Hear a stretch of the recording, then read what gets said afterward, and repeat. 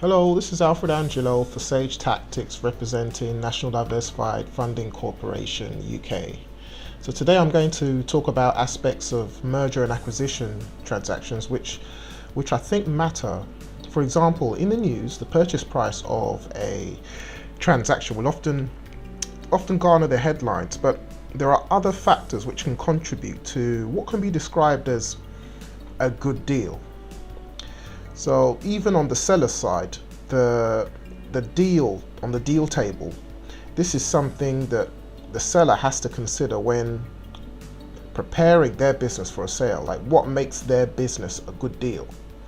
And the reality is that purchase price is just one factor among many. Deal structure is another factor.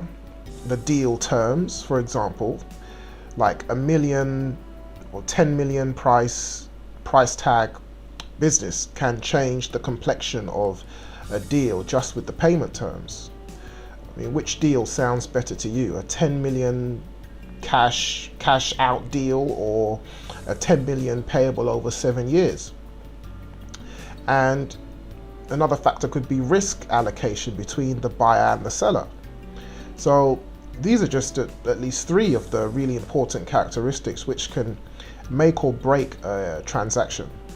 I mean, it's just like the old adage, you can name the price just so I can name the terms. And it's important that sellers are considering this in the advance of the transaction. So there are some factors which can increase the complexity of a deal. I mean, there's really a long list, but a couple of things to think about, and we see them more often at our firm, National Diversified Corporation, where we'd get things like an equity rollover. And these are cases where a seller has to retain some equity into the newly acquired entity. And the existence of a seller note, and it's not too uncommon, but often the seller, they might get a value or a dollar value in their mind, and they have to at least consider that they, going into the entity, they might have ownership in the new entity, and they might be holding that ownership in the new entity for some while. So there's things to consider there. You're holding a note, you're holding a debt of some sort, you sold your business, but in addition to that, there might be tax implications for the transactions, for the big transaction that you've made. And for most entrepreneurs selling their company, which will most likely be the largest transaction of their life, this could mean a hefty tax bill. So this is where the dream team comes into effect, because it's important that a seller has their team in place, which might include a financial advisor, who's well versed in tax law. They'll have a law firm who have a track record in doing deals, and potentially a wealth manager as well. And then you've got another party there who may be an intermediary investment bank, which is where we come in usually. So the transition period for sellers is definitely a big one. I mean, they have to sit down and ask themselves the question, how long do they want to be involved with the business after the ink dries on the signed agreement? What incentives will be in place to keep them engaged with their contribution and keep their key management engaged? These are probably the biggest factors we see in a deal on a day-to-day basis, which are not really or directly associated with a purchase price.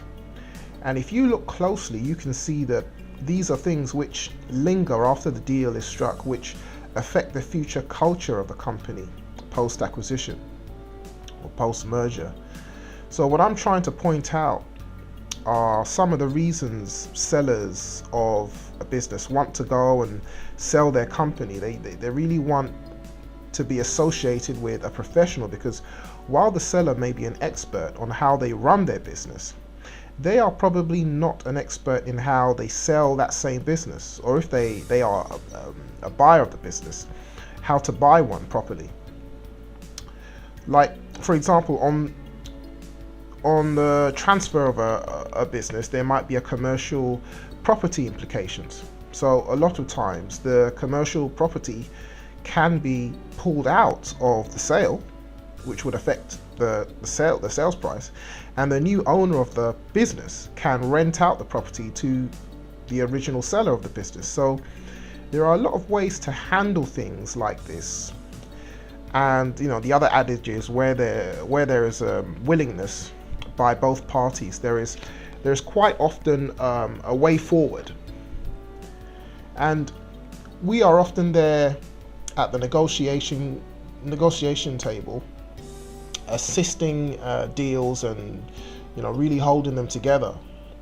And here's an interesting note on how companies can get past these barriers, because it can definitely be a challenge if the seller is not prepared in their mind to look at different options when they go into a transaction. And this is where we at National Diversified Funding, we usually come in with our partners as an investment bank, if you like, and we're able to advise our clients to focus on the items of the deal which really matter. And a lot of times that begins really early in the deal making process, where we encourage the seller to identify their priorities, and we can walk them through that process and prepare them for what they might expect over the course of a deal. And really we help to coach them on with these, on which battles battles are worth fighting, because not all battles are worth fighting for. And this is always going to be a bit of a back and forth at the negotiation table. So again, it's key for our clients, for them to identify with what is important, to pick the right battles, and we try and work on every element of the deal with an eye on creating a win-win for all parties at the table. And with close relationships with our investor partners, we keep a more holistic, gestalt, big picture view, kind of with an eye on the value of the deal, so we can help our sellers, our clients, avoid tunnel vision on the purchase price alone.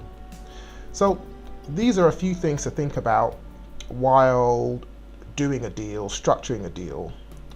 And to get more ideas or get tools and resources, subscribe to the channel or go to www.sagetactics.com.